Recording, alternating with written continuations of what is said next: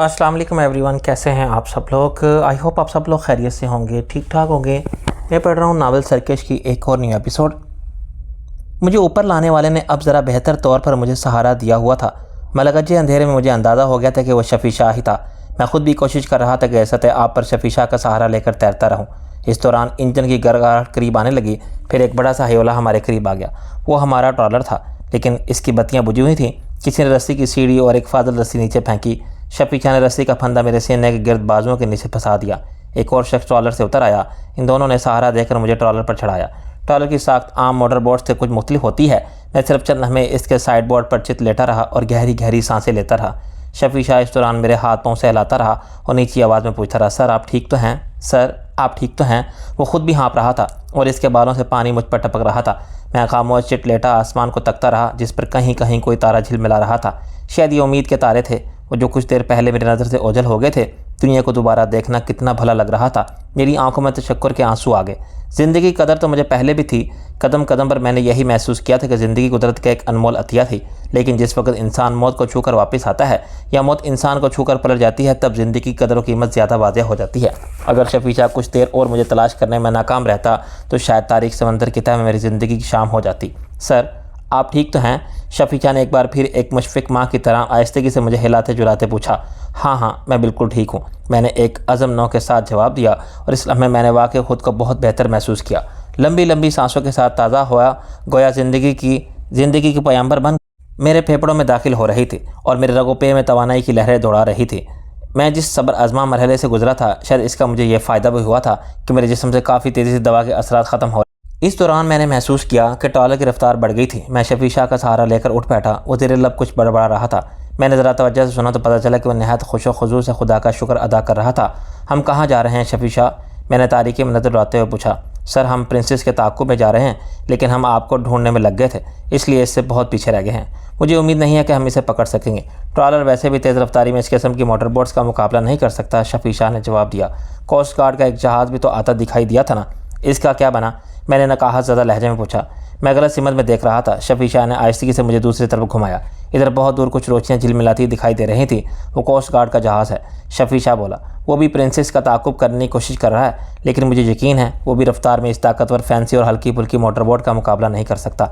मेरा अंदाज़ा है कि मोटर बोट इसे जुल देकर निकल चुकी है, लेकिन ये कोस्ट गार्ड का जहाज़ अचानक इस तरफ कैसे आ निकला था और इसे कैसे मालूम हुआ कि समंदर के इस हिस्से में हालात कुछ मशकूक हैं? मैंने उलझन से पूछा। ये मैं आपको बाद में बताऊंगा सर, शफ़ी शाह बोला। मैं एक तवील सांस लेकर रह गया। एक लम्हे के तवक्कुफ़ से मैंने पूछा, तुम कहाँ रह गए थे? बड़ी ताख़ीर से मेरी मदद के लिए पहुँचे। हम जब ट्रॉलर में कासिम बिजली के घर के ऐन करीब मुंडला रहे थे तो अचानक एक दूसरी मोटर बोट और दो छोटी लांचों ने हमें घेर लिया था। इनमें कासिम बिजली के मुसल्लह आदमी थे। मैं नहीं चाहता था कि फायरिंग के तबादले से हंगामा बरपा हो और मज़ीद लोग इधर आ जाए। बस वो चंद लम्हे की हिचकिचाहट हमारे लिए नुकसानदेह साबित हुई। इन्होंने हमें काबू में कर लिया था। वो खामोश हो गया। फिर क्या हुआ? मैं अब बेताबी महसूस कर सकता था। इसका मतलब था कि मेरी हालत मज़ीद बेहतर हो रही थी। इसी दौरान हमने कुछ गाड़ियाँ कासिम बिजली के घर से निकलते हुए और गाड़ियाँ बोट हाउस की तरफ जा रही थी। बहुत देर से आपके बारे में कुछ अंदाज़ा नहीं हो रहा था और ना ही ये पता चल रहा था कि आपके इस घर के अंदर क्या हो रहा है। हमें यरगमाल बनाने वाले हमें किसी और जजीरे की तरफ ले जाने की फ़िक्र में थे। बहरहाल वो थे कासिम बिजली के ही आदमी। मैंने महसूस किया कि आपके साथ कुछ गड़बड़ हो चुकी थी। हमने मौके पाते ही बसात उलट दी। इनमें से 2-3 आदमी मारे गए और बाकी भाग गए। हम बोट हाउस की तरफ आए तो प्रिंसेस वहाँ से गायब थी। हम इसकी तलाश में इधर उधर भागे। हम इस वक्त इसे तलाश करने में कामयाब हुए जिस वक्त दूसरी तरफ से कोस्ट गार्ड का जहाज़ भी नमदार हो चुका था। फिर प्रिंसेस पर लाइट्स ऑफ हो गई। जब हम इसके और करीब पहुँचे तो मुझे एहसास हुआ कि बोट पर से किसी को समंदर में फेंका गया है। मेरे दिल ने कहा कि वो आप थे। तुम्हारे दिल ने ठीक कहा था, लेकिन मुझे फेंका नहीं गया था, मैं खुद गिरा था। मैंने मुस्कुराने की कोशिश की। बहरहाल समंदर की वसअतों और इस अंधेरे में किसी भी बात का सही पता तो चल नहीं रहा था। ये सारी भाग दौड़ और मारका आराई अंदाज़ों पर हो रही थी। हमने भी अपनी लाइट्स बुझाई हुई थी। बहरहाल मैं आपकी तलाश में कूद पड़ा। ये सारी भाग दौड़ और मारका आराई अंदाज़ों पर ही हो रही थी। हमने भी अपनी लाइट्स बुझाई हुई थी। बहरहाल मैं आपकी तलाश में कूद पड़ा। इस अंधेरे में आपको तलाश करना समंदर में फेंका जाने वाला कोई सिक्का तलाश करने के मुतरादिफ था। चूँकि आपके ज़रा भी हाथ पाँव मारने के आसार दिखाई नहीं दिए थे, इसलिए तरह तरह के वसवसे मेरे दिल में आ रहे थे। मैं हाथ पाँव मारने के काबिल नहीं था। इन्होंने मेरी बेहोशी के दौरान मुझे किसी दवा का इंजेक्शन लगा दिया था जिसने मुझे अभी तक नाकारा बना रखा है। मैंने धीमे लहजे में बताया। ओहो, शफ़ी शाह गहरी सांस लेकर रह गया। मैं समझ रहा था कि अगर समंदर में गिरने वाले आप ही हैं तो आप यकीनन कम अज़ कम बेहोश तो ज़रूर हैं, या फिर शायद आपके हाथ पाँव बंधे हुए हैं, या फिर मुझे हलाक करने के बाद समंदर में फेंका गया है। मैंने जुमला मुकम्मल किया। वो खामोश रहा तो मैंने कहा, इसमें बस बाल बराबर कसर रह गई थी, वरना तुम्हें मेरा धड़ कहीं और सर कहीं तलाश करना पड़ता। शायद दोनों ही चीज़ें तुम्हें ना मिलती। ऐसी बदफाल मुँह से ना निकालें। शफ़ी शाह दूर झिलमिलाती मुतहरक रोशनियों की तरफ देखते हुए बोला। खनक हवा हमारे भीगे जिस्मों में फिर यहाँ दौड़ाती गुजर रही थी। हवाएं शाएं शाएं और इंजन की गड़गड़ाहट के सिवा कोई आवाज़ सुनाई नहीं दे रही थी। एक लम्हे की खामोशी के बाद शफ़ी शाह बोला, लगता है कोस्ट गार्ड का जहाज़ प्रिंसेस का सुराग खो बैठा है और अंधेरे में इधर उधर टामक टोइयाँ मार रहा है, जबकि हम तो इससे भी बहुत पीछे। इसका मतलब है कि वो लोग निकल जाएंगे। मेरे हलक से बेख्तियार कराह से निकल गई। सर, आप चाहते हैं तो वो भागने ना पाएँ। शफ़ी शाह ने गोया तस्दीक चाही। ज़ाहिर है, इसके अलावा मैं क्या चाहूँगा। सारी तकलीफ़ इसलिए तो नहीं उठाई थी कि आखिर में ये लोग इत्मीनान से रुखसत हो जाएं। मुझे अपनी बेबसी पर झुंझलाहट महसूस हो रही थी। सर, वो लोग अब ज़िंदा तो हाथ नहीं आ सकते। आप इजाज़त दें तो इन्हें अगले जहां पहुंचा जा सकता है। क्या मतलब? सर, मैंने एक काम आपकी इजाज़त के बगैर ही कर डाला था। आपसे इजाज़त लेने से मशवरा करने का वक्त नहीं था। आप सिर्फ ये बताएं कि उनके भाग जाने की निस्बत उनका मर जाना बेहतर नहीं है। यकीनन बेहतर है। बस तो फिर ठीक है। शफ़ी शाह ने चौबी नशिस्त के नीचे से स्याह रंग का एक रेडियो सा निकाला। इसके कोने से इसने एक खींचकर एलियन निकाला और इसे हवा में बुलंद करते हुए एक बटन दबा दिया। बहुत दूर कहीं से धमाके की हल्की सी आवाज़ सुनाई दी। धमाका यकीनन ज़ोरदार रहा होगा, लेकिन हम तक इसकी आवाज़ बहुत हल्की पहुंची थी। फासला बहुत ज़्यादा मालूम होता था। मैंने तारीके में चारों तरफ नज़र दौड़ाई। एक जगह मुझे फुलझड़ियाँ सी छोड़ती दिखाई दी। फिर नन्हे नन्हे शोलों के बलाई सिरे लहराते दिखाई दिए। बचपन में जोग्राफी में ज़मीन गोल होने के कुछ सबूत पड़े थे। इनमें से एक ये भी था कि समंदर में दूर की चीज़ों के सिर्फ बलाई हिस्से दिखाई देते हैं। इस वक्त शायद यही हो रहा था। हमें मंजर पूरा दिखाई नहीं दे रहा था। और एक लम्हे की खामोशी के बाद मैंने शफ़ी शाह की तरफ देखते हुए पूछा, क्या तुमने प्रिंसेस के किसी हिस्से में रेडियो कंट्रोल तार पैड फिट कर दिया था? जी हाँ, शफ़ी शाह ने आहिस्ती से जवाब दिया। मुझे एक मुनासिब मौका नज़र आ गया था। ये कासिम बिजली के आदमियों के हत्थे चढ़ने से कुछ ही देर पहले की बात है। मैंने सोचा हिफ्ज़ मातकद्दम के तौर पर कुछ कर देना चाहिए। मुझे अंदेशा था कि यह बोर्ड किसी ऐसे काम में इस्तेमाल होगी जिसे हम होते देखना नहीं चाहेंगे, लेकिन शायद हम इसे रोकने की पोजीशन में ना हों। हालात ने साबित कर दिया था कि मेरा अंदेशा दुरुस्त ही था। चुनांचे हमने मोटर बोट को इस रेडियो कंट्रोल तार पैड के जरिए उड़ा दिया था। मैंने गहरी सांस लेकर कहा, आप देख रहे थे सर कि इसके सिवा कोई चारा नहीं था। शफ़ी शाह धीमे लहजे में बोला, मेरा ख्याल है बोट के साथ इन सब लोगों के भी परखच्चे उड़ गए होंगे। मैंने तस्दीक चाही।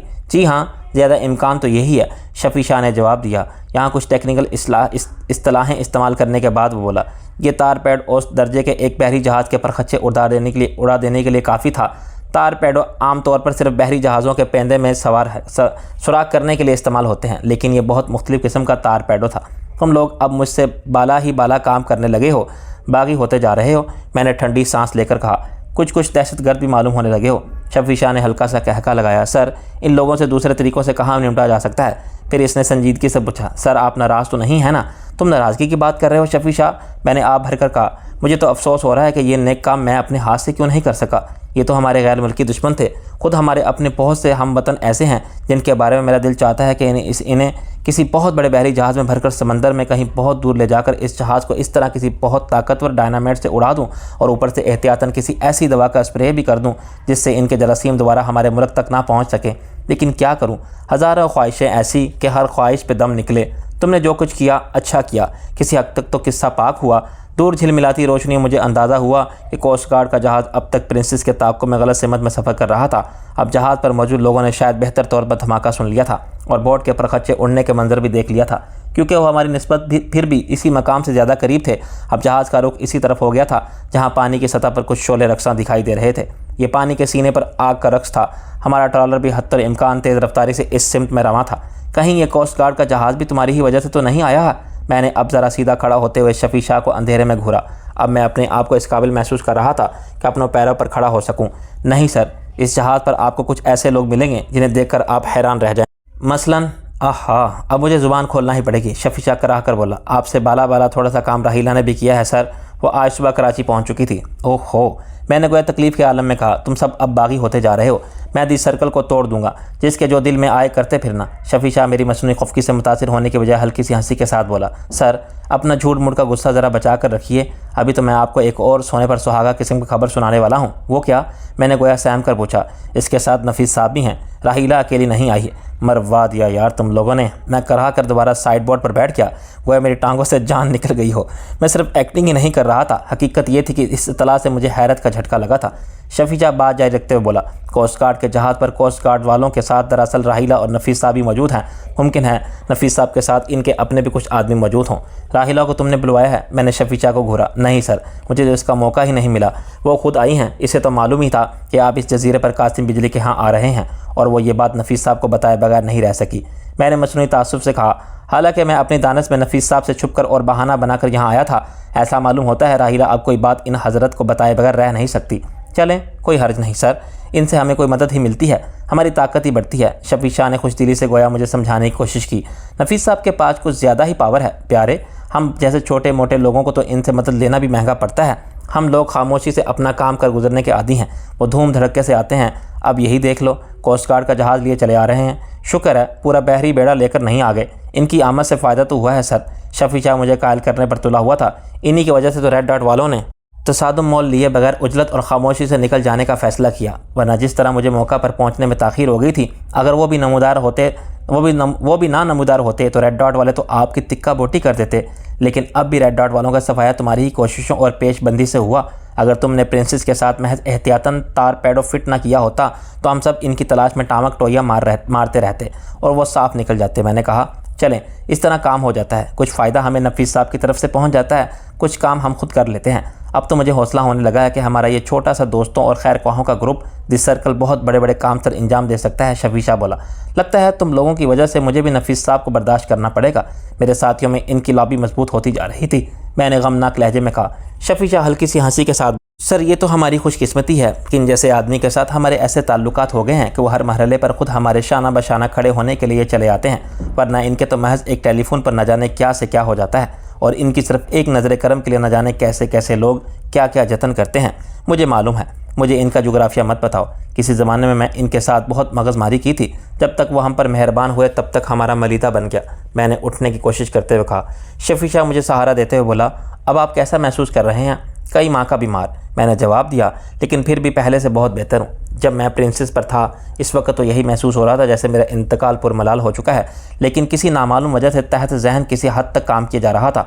अगर आप चाहें तो मैं आपको अंदर ले चलूँ, आप आराम से लेट जाइए। लेटने का वक्त नहीं है प्यारे, मैंने सही तौर पर खड़ा होते कहा। यह खुशकुन नज़ारा देखने के लिए तो शायद मैं बिस्तर मर्ग से भी उठ खड़ा होता। क्या बैक वक्त रेड डॉट के साथ ख़ास आदमी जहन्नम रसीद हो गए? क्या इन लोगों में डॉक्टर बर्नार्ड भी शामिल था? शफी शाह ने पूछा। नहीं, मैंने जवाब दिया। कुदरत शायद हमारी मज़ीद मदद करना चाहती हो, शायद वो भी मुल्क में ही मौजूद हो। अगर वो भी इस बोट मौजूद होता तो इसके भी पर खच्चे उड़ जाते, तो शायद मुझे ज़िंदगी भर पछतावा रहता। अब एक आस रहेगी कि वो कभी ना कभी हाथ लग सकता है। इसके अलावा मुझे इस पुरअसरार सी लड़की के बारे में भी तजस्सुस रहेगा जिसकी आंखें आसेबी किस्म की हैं। मालूम नहीं वो कौन है और कहाँ गायब है।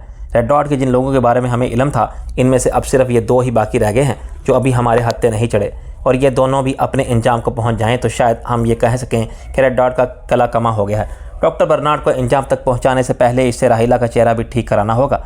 इस दौरान हम इस मकाम के करीब पहुँच चुके थे जहाँ प्रिंसेस धमाके से तबाह हुई थी। वहाँ अभी तक समंदर के सीने पर शोलों का रक्स जारी था। वो बड़ा ही अजीब समा था। वाकई ऐसा मालूम हो रहा था कि समंदर में आग लगी हुई थी, पानी से शोले उठ रहे थे। दरअसल पानी की सतह बहुत सा तेल फैल गया था जिसने आग पकड़ ली थी। इसके अलावा बोट के बाज़ टुकड़ों में भी आग लगी हुई थी जो अभी तक इधर उधर तैर रहे थे। इनमें से कुछ के साथ शायद इंसानी गोश्त के लोथड़े भी चिपके हुए थे जो कोयला हो चुके थे, और फिज़ा में गोश्त जलने की बू भी फैल हुई थी। कोस्ट गार्ड का जहाज़ हमसे पहले वहां पहुंच चुका था। इसका इंजन बंद था और वो एक बहुत बड़े दायरे में इस जगह के गिर्द आहिस्ती से घूम रहा था जिसमें बोट और इसके मुसाफिरों की बाकियात तैर रही थी। कोस्ट गार्ड के जहाज़ का कैप्टन गालिबन मोहतात था कि वो किसी शोले के करीब ना आए। मुबादा जहाज़ का कोई हिस्सा आग ना पकड़ ले। ताहम जहाज़ की सर्च लाइट्स अब इस हिस्से पर मरकूज़ कर दी गई थी और कुछ शोलों की रोशनी भी थी। हर चीज़ साफ दिखाई दे रही थी। हमारे ट्रॉलर का इंजन भी बंद हो चुका था। इस तेज़ रोशनी में मैंने एक अजीब ही नज़ारा देखा। मुझे अपनी आंखों पर यकीन न रहा। मुझे यही लगा कि कोई लाशाऊरी सी ख्वाहिश शराब का लिबादा ओढ़ कर मेरी थकी थकी सी नज़रों से मजाक कर रही थी। मैंने आंखें मलकर देखा और मुझे यकीन करना पड़ा कि वो मेरी नज़र का धोखा नहीं था। टूटा फूटा एक खासा बड़ा तख्ता पानी की लहरों पर धीरे धीरे हलकोरे लेता इधर उधर चकरा रहा था। इस पर गोल सी कोई चीज़ रखी थी। मेरे देखते ही देखते वह तख्ता घूम गया। तब मुझे मालूम हुआ कि वो गोल सी चीज़ क्या थी। वो मिस्टर डी का कटा हुआ सर था। वही मिस्टर डी जिन्होंने मेरे अज़ा का एक एक करके काटने और समंदर में फेंकने का हुक्म दिया था। फिर जब भगदड़ पड़ी थी तो इन्होंने चापर से सिर्फ मेरी गर्दन कलम कराने पर इक्तफा कर लिया था। इस वक्त बिल्कुल ऐसा मालूम हो रहा था कि जल्लाद के फ़राइज़ अंजाम देने नौजवान ने गलती से मेरी बजाय इनका सर कलम करके नहायत एहतियात से तख्ते पर रख कर लहरों के हवाले कर दिया था। मैं दम बखुद सा होकर रह गया। कई लम्हे तक मुझे किसी और तरफ देखने का ख्याल ही ना आया। आखिरकार तख्ता लहरों के दोष पर एक बार फिर घूम गया और मिस्टर डी ने गोया मेरी तरफ से मुंह फेर लिया। इसके बाद भी चंद सेकंड तक इसका चेहरा मेरी नज़रों में घूमता रहा। इसके चेहरे पर खून और तेल के कुछ धब्बे थे, बाल उलझे हुए थे। सबसे अजीब वो दहशत थी जो शायद ज़िंदगी के आखिरी लम्हे में इसके चेहरे पर मुंजमद होकर रह गई थी। इसकी आंखें खुली की खुली रह गई थी और इन्हीं फटी पटी सी आंखों से गोया अब वो बेयकीनी से मेरी तरफ देख रहा था। शायद बाद अज़ मर्ग भी वो हैरत से मुब्तला था कि ये क्या तमाशा था, क्या उलट फेर हो गया था कि इसने तो मेरी गर्दन कलम करने का हुक्म दिया था। ये इसका अपना सर तन से जुदा होकर कहाँ तैरता फिर रहा था। चंद लम्हे बाद मैं झरझरी से लेकर चौंका। मुझे एहसास हुआ कि अब तो वो चेहरा मेरी तरफ नहीं था। अब मैं सिर्फ मिस्टर डी के सर का पिछला हिस्सा देख सकता था जिसमें शायद लोहे का कोई टुकड़ा पेवस्त था। मैंने इससे नज़र हटा ली। कोस्ट गार्ड का जहाज़ ज़्यादा बड़ा नहीं था। इसके अरशे पर मशीन गन्नें फिट थीं। जहाज़ और हमारा ट्रॉलर एक दूसरे से काफ़ी दूर रहते हुए नीम दायरे में एक दूसरे के मुखालिफ सिमत में जा रहे थे। यूँ दोनों एक दूसरे से आगे पीछे दायरे में घूम सकते थे। अब इंजन स्टार्ट कर लिए गए थे ताकि पानी का बहाव इन्हें इधर उधर ना ले जाए। मैंने देखा जहाज़ की रीलिंग के अकब में कई अफराद खड़े थे। इनमें से दो हमारी तरफ देखकर हाथ हिला रहे थे। वो राहिला और नफीस साहब थे। अब हमारे ट्रॉलर पर भी लाइट्स ऑन हो चुकी थी। राहिला अपने मखसूस होलिये में थी, यानी उसका पूरा चेहरा और सर बुरका की स्याह निकाब और गहरे रंग के ग्लासेस में छुपा हुआ था। अब शायद इसे रात में भी डार्क ग्लासेस के साथ कोई मुहिम अंजाम देने में दुश्वारी पेश नहीं आती थी। वो दौरे जदीद की कोई खातून बहरी का ज़ाक मालूम हो रही थी। मैंने भी थके थके से अंदाज में हाथ हिलाया। इसने चीख कर कुछ कहा जो फासले और इंजनों की गड़गड़ाहट की वजह से मेरी समझ में नहीं आया। तब नफीस साहब गोया कुछ उठाने के लिए झुके। जब वो दोबारा सीधे हुए तो इनके हाथ में एक मेगाफोन था। वो मेगाफोन पर बोले, अब यहाँ कुछ नहीं रखा, कासिम बिजली के घर की तरफ वापस चलो, वहीं बात करेंगे। शफी शाह ने अपने कैप्टन को इस हिदायत पर अमल करने का हुक्म दिया और ट्रॉलर मजीद थोड़ा सा घूमकर वापस रवाना हो गया। कोस्ट गार्ड का जहाज़ अब हमारे पीछे आ रहा। चंद लम्हे खामोशी के बाद शफी शाह बोला, मुझे तो कुछ यूँ लग रहा है कि रेड डॉट वाला बाब बंद हो गया है। इन लोगों का बैक वक्त मारे जाना इस तंजीम की शरक कट जाने के मुतरादिफ है। पेशतर लोग पहले ही मारे जा चुके हैं। इनके अड्डे भी तबाह हो चुके हैं। बज़ाहिर तो यही लग रहा है कि रेड डॉट वाला बाब बंद हो गया है, लेकिन मैं इस सिलसिले में ज़्यादा पुरयकीन नहीं हूँ। महलक बीमारियों का ज़बरदस्त इलाज करने के बाद लगता तो यही है कि मुकम्मल इलाज हो गया है, लेकिन इस बीमारी के चंद जरासीम भी बाकी रह जाए तो बीमारी किसी वक्त भी ओद कर आ सकती है। यही मामला इस तरह की बहुत बड़ी, बहुत ताकतवर और बैनुल-अक़वामी साजिशी या दहशतगर्द तंजीमों का होता है। इनके थोड़े से जरासीम बाकी रह जाएं और जब तक इनकी असल जड़ ख़त्म ना हो तब तक हम यकीन से नहीं कह सकते कि हमें इनसे निजात मिल गई है या नहीं। शफी शाह पुरखेल अंदाज में खामोश रहा। एक लम्हे के तवक्कुफ़ से मैंने कहा, बहरहाल हमारे लिए तो यही बड़ा एजाज़ है कि हमने इनसे टक्कर ली और इस हद तक इनका ख़ात्मा कर दिया। ये सब सिर्फ तुम लोगों की वजह से मुमकिन हुआ। मुझे तो कुछ करना नहीं पड़ा। ये बिलाशुबा तुम लोगों का बहुत बड़ा कारनामा है। हम आपसे अलग तो नहीं हैं सर। शफी शाह फ़ौरन बोला, हमने जो कुछ किया ये सिर्फ आप ही की वजह से मुमकिन हुआ और फिर इस सिलसिले में सबसे ज़्यादा मसाइब और नुकसानात भी आप ही ने उठाए हैं। अगर आप साबित कदम ना रहते और आपकी वजह से हमें इतने वसाइल और तरबियत वगैरह हासिल ना होती तो हम भला क्या कर सकते थे।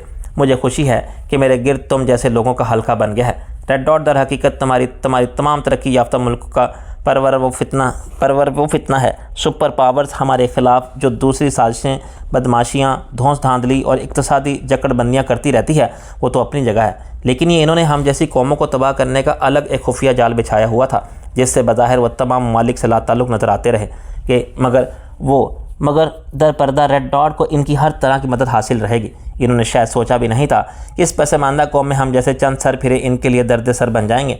रेड डॉट सिर्फ हमारे यहाँ ही सरगर्म नहीं थी, इन्होंने और भी कई मुल्कों में जड़ें फैलाई हुई थी और इन सब जगहों पर हालात बहुत अबतर हैं। इसी तरह बातें करते हम लोग कासिम बिजली के मकान के करीब जा पहुँचे। इसका मकान साहिल से ज़्यादा दूर नहीं था, लेकिन बोट हाउस इसने न जाने किस मुसलहत के तहत मकान के करीब नहीं बनवाया था। हालांकि इस तरफ भी किनारे की तरफ समंदर एक हिस्सा किसी खाड़ी की तरह खड़ा था जहां हमारा ट्रॉलर भी किनारे तक जा सकता था, जबकि ज़्यादातर मोटर बोट्स तो ट्रॉलर से भी छोटी और हल्की होती थी। इनके लिए तो यहाँ भी आसानी से बोट हाउस बन सकता था। कोस्ट गार्ड का जहाज़ अलबत्ता किनारे तक नहीं आ सका। इसे कुछ और गहरे पानी में ही लंगर अंदाज होना पड़ा। इस वक्त पैदा शहर नमदार हो रहा था। राहिला, नफीस साहब और कोस्ट गार्ड के 10 जवान 3 छोटी कश्तियों में बैठकर किनारे तक आए। वो सब के सब मुसल्लह थे और कमांडोस मालूम होते थे। कासिम बिजली का पहाड़ी पर इस्तादा किलानुमा मकान मलगजे अंधेरे में लिपटा हुआ था। मकान की तरफ जाने वाले रास्ते और गेट पर भी कोई लाइट ऑन नज़र नहीं आ रही थी। राहिला और नफीस साहब ने पहले मेरी और शफीशा की खैर आफियत दरियाफ्त की। नफीस साहब का मूड खुशगवार ही मालूम होता था।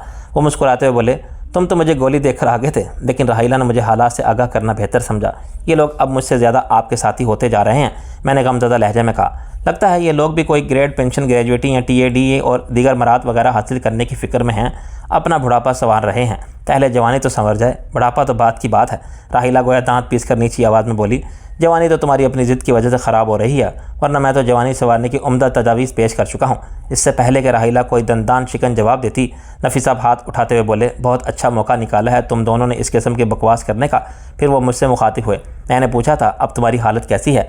मैं मुख्तसरन इन लोगों का हालात से आगाह कर चुका था। इनके सवाल के जवाब में मैंने कराहते हुए कहा, इस वक्त मेरी हालत 80 साल बूढ़े की सी है। मैं आपके साथ तो चल सकता हूँ, लेकिन मुझसे कोई तवक्का मत रखिएगा।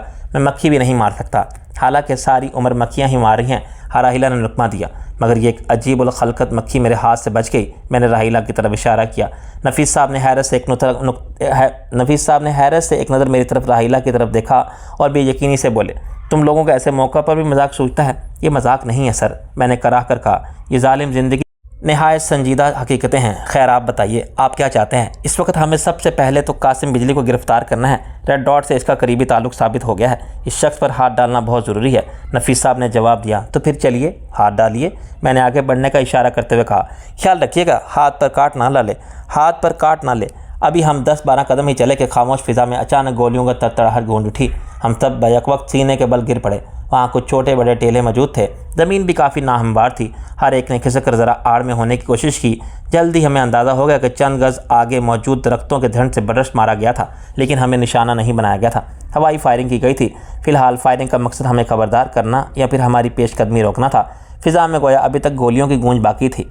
चंद लम्हे के सकूत के बाद नफीस साहब ने मेगाफोन पर कहा, अगर किसी ने मज़ीद एक गोली भी चलाई तो इसकी ज़िंदगी की ज़मानत नहीं दी जा सकेगी, और जो ज़िंदा बचा इसे गिरफ़्तार कर लिया जाएगा। इस दौरान दूसरे अफराद ने सीने के बल खिसकते हुए नीम दायरे में फैलकर दरख्तों के झुंड को घेरे में लेने के लिए बढ़ना शुरू कर दिया। नफीस साहब की आवाज़ बारोब और तासुर अंगेज़ थी। दूसरी तरफ चंद हमें सकूत ही रहा।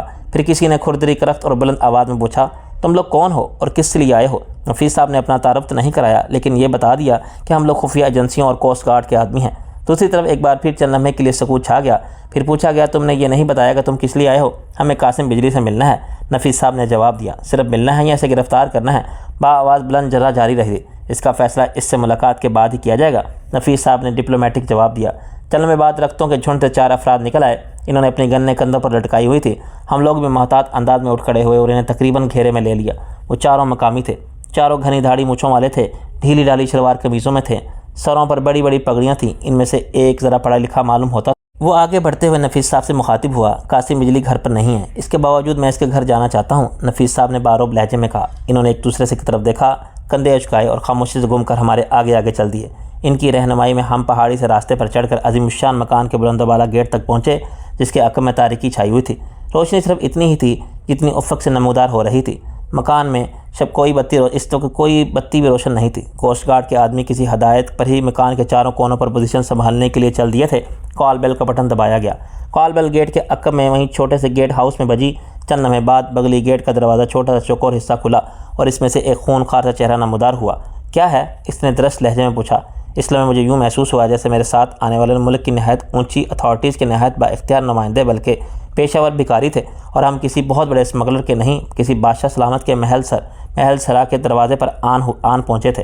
हमारे साथ आने वालों में से जो शख्स ज़रा पढ़ा लिखा मालूम होता था, इसने अंदर से झांकते वाले को सूरत हाल से आगाह किया। अंदर से झांकने वाले के चेहरे पर खूनख्वारी थी, लेकिन वो पहले जैसे दरस्त लहजे में बोला, मालिक नहीं है, वो रात कहीं चले गए थे। कहाँ चले गए? नफीस साहब ने ख़तरनाक मुलायमत से पूछा। मुझे नहीं मालूम, बेरुखी से जवाब मिला। गेट खोलो, हम घर की तलाशी लेना चाहते हैं। नफीस साहब ने बदस्तूर मुलायमत से कहा। तलाशी का वारंट है आपके पास? खूनखार चेहरे ने जारहाना लहजे में पूछा। आखिरकार नफीस साहब का जलाल आ ही गया, जिसका मुझे इंतज़ार था। इन्होंने मेरी तवक्का से ज़्यादा तहम्मुल और बर्दबारी का मुज़ाहरा किया और इनका हाथ नहायत तेज़ी से घुमा और चौकोर शगाफ से झाड़ते हुए चेहरे पर थप्पड़ नहीं बल्कि इनकी गन का बट पड़ा। ज़रब ऐसी थी कि चेहरा वापस शिगाफ में गायब हो गया। फ़ौरन ही दूसरा चेहरा नमदार हुआ, लेकिन इस पर खूनख्वारी नहीं, थोड़ी सी घबराहट थी। नफीस साहब गरजे, उल्लू का पट्टा, मुझसे वारंट मांगता? अबे मरदूद, मैं खुद इतना बड़ा वारंट हूँ, 6 फुट 2 इंच का वारंट। ये तो इस खबीस की खुशकिस्मती है कि मैं खुद इसे गिरफ्तार करने इसके दरवाजे तक आया हूँ। अगर मुझे इसके बारे में पता होता तो मैं कब का इसे उठवा कर अपने दफ्तर मंगवा चुका होता। फिर वो गेट पर लात मारकर पहले से ज़्यादा जलाल से चीखते गेट खोला।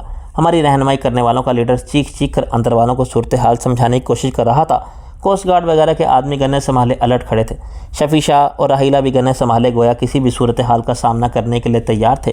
शफी शाह के साथ ट्रॉलर से भी 3 आदमी आए थे। वो कुछ पीछे दरख्तों के अक्कम में गन्ने संभाले खड़े थे। मेरे अलावा बाकी सब मुसल्ला और अलर्ट थे। मैं गन के बगैर खड़ा था, यही गनीमत था। सही मानों में तो मैं इस वक्त इस किस्म की सूरत हाल में टांग अड़ाने के काबिल नहीं था। फ़िज़ा में ज़बरदस्त तनाव था।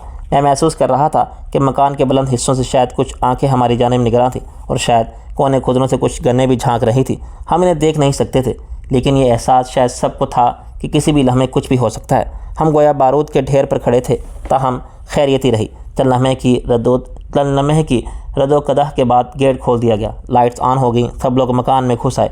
4 अफराद ने इसी तरह चारों कोनों में पोजीशन संभाल ली, क्योंकि मकान से भागने की कोशिश करे तो नज़र में आए। गेट को अंदर की तरफ से मकफल कर दिया गया। कोस्ट गार्ड का एक आला ऑफिसर भी हमारे साथ था, लेकिन कार्रवाई नफीस साहब ही की हिदायत के मुताबिक हो रही थी। कुछ लोग एनेक्सी की तरफ चले गए। इतने बड़े मकान की तलाशी लेना भी कोई आसान काम नहीं। मैं जब नफीस साहब, शफी शाह और राहीला वगैरह के साथ अंदर पहुंचा तो सबसे पहले हमारा सामना तानिया और सानिया से हुआ। वो बैरूनी हाल के एक टेरेस नुमा हिस्से पर खड़ी थी और ये देखकर मुझे कदरे हैरत हुई। कुछ शब ख्वाबी के लिबास में नहीं, बल्कि नीले रंग की एक जैसी जीन्स और जैकेट में थी। वो दोनों एक टुक से जैसे मेरे से घूर रही थी और बाकी लोगों की मौजूदगी से गोया बिल्कुल बेखबर थी। मैंने उनके सामने पहुँच खनकार कर गला साफ करते हुए कहा, ज़रा बुखलाए हुए से अंदाज में कहा, माफ़ करना, मैं ज़रा उल्टे सीधे चक्रों में पड़ गया था। इंटरकॉम पर 7 और 8 नंबर का बटन नहीं दबा सका। अगर इजाज़त हो तो अब आपकी खिदमत में हाजिर हो जाऊं? क्यों नहीं, तानिया बिला ताम्मुल अपने कमरे की तरफ इशारा करते हुए बोली। अब भी कोई ऐसी ताख़ीर नहीं हुई। हम कोई वक्त या कमान से निकला हुआ तीर थोड़ा ही हैं जो फिर हाथ ना आ सकें। चश्मे मारोशन, दिले माशात। मेरी खोपड़ी घूम कर रह गई। एक तो तानिया का जवाब ही खिलाफ तवक्का था, दूसरे इस वक्त वो अमरीकी लहजे में अंग्रेज़ी बोलने की बजाय बामहावरा उर्दू बोल रही थी। मैंने सर खुजाते हुए ज़रा खसियाहट से नफीस साहब और राहीला की तरफ देखा। नफीस साहब गोया हमारी बातों पर ध्यान देने की बजाय इधर का जायज़ा लेने की कोशिश कर रहे थे और राहीला का चेहरा इस बुरी तरह छुपा हुआ था कि इसके तासुरात के बारे में कुछ कहना मुश्किल था। सानिया इस्तेज़ाइये से लहजे में बोली, बस मिस्टर अफजल चौधरी, आप तो वही बुत बनकर रह गए। इतनी ही हिम्मत थी। वो दरअसल इस वक्त मेरे बुज़ुर्ग साथ हैं। मैंने नफीस साहब की तरफ इशारा करते हुए ज़रा बुखला कर एक्टिंग की और आगे निकल गया। वैसे इस एक्टिंग में कुछ हकीकत थी। इस कमबख्त ने मुझे मेरे असल नाम से मुखातिब करके वाकई थोड़ा सा बुखला दिया था। इसका मतलब था कि बाप ने भी मेरी असल शख्सियत से आगाह कर दिया था, या फिर बाप बेटियां शुरू से ही मुझे पहचान चुके थे। लेकिन वो बड़े फनकार थे कि उन्होंने आखिर तक मुझे चक्कर दिए रखा। तानिया ठंडी सांस लेकर जंगले पर दोबारा हाथ टिकाते हुए बोली, अच्छा ही हुआ कि आप हमारे साथ कमरे में चलने के लिए तैयार नहीं हुए मिस्टर चौधरी।